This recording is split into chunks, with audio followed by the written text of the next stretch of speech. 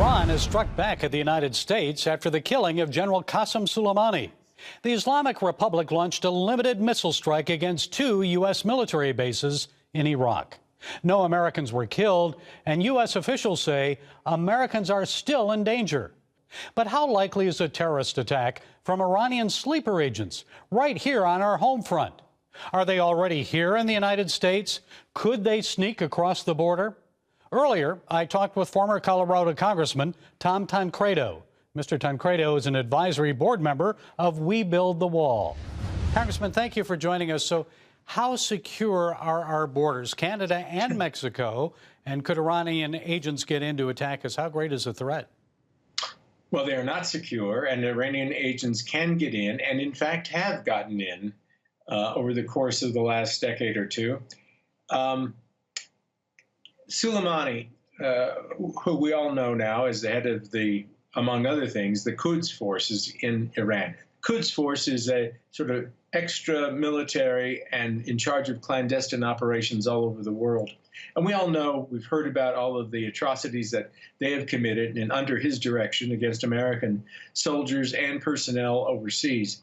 But something that's been lost, I think, in the discussion perhaps, is the fact that in 2011, the Quds forces under Soleimani contacted and made arrangements with, essentially got a contract with the Los Zetas, which is a cartel, major cartel in Mexico, and very violent group. And the purpose was to help them smuggle people into the United States, which they did, and to perpetrate an act of terror in Washington, D.C., which they did. They actually set off a bomb at a restaurant and killed a Saudi diplomat in Washington, D.C. They had plans to do other things there, other embassies there, and actually other countries. That happened under the direction of Soleimani, and that was 2011. Believe me, they have been working hard ever since then to get more people into the United States. Indeed, there may very well be sleeper cells here who could be activated to do, well, horrible things, certainly. They will pay up to $50,000 to a Mexican cartel in order to transport certain people into the United States. $50,000. You know, when I think it was one of the mullahs said that they have 21 targets in the United States, and the president said, well, that's good. I have 52 in Iran. I assure you that they have to begin thinking about if they do something, you know, what will be the reaction, and are they willing to pay the price?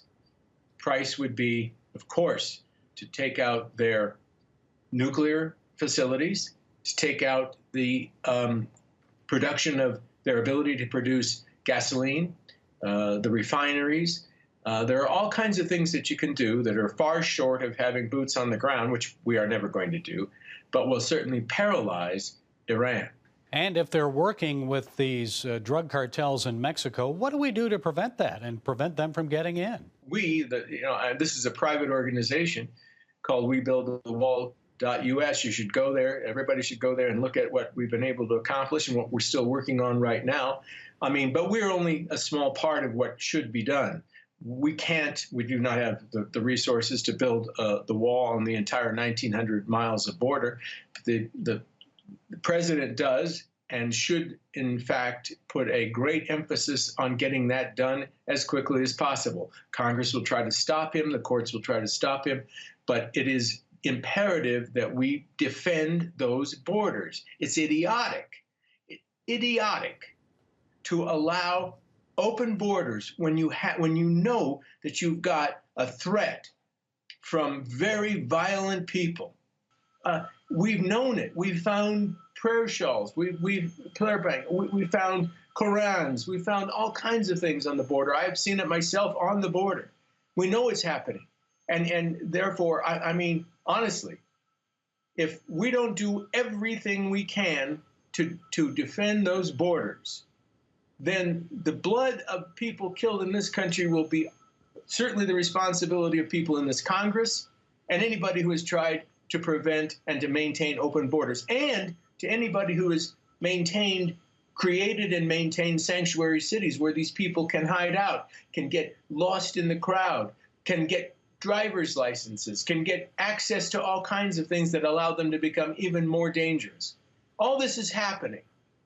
People who allow this to happen should be arrested, tried. They are absolutely putting us in danger, putting us in great peril, every American.